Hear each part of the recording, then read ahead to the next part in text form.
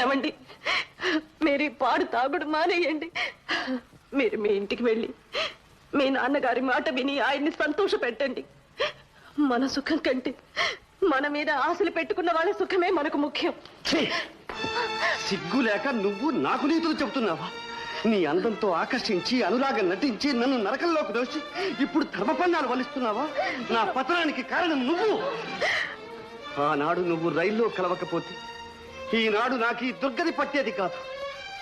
నువ్వొక పవిత్ర దేవతవని నమ్మి ఇన్నాళ్ళు నీ కోసం పరితపించారు. నువ్వు పతితవని లోకమంతా కోడై కూసినా నేను నమ్మలేదు. కానీ ఇప్పుడు తెలుసుకున్నా, వాళ్ళు చెప్పిందే నిజం, నేను అనుకున్నదంతా అబద్ధం, భ్రమ. ఇదిగో నీ కోసం తెచ్చిన ప్రేమ కానుక, తీసుకో.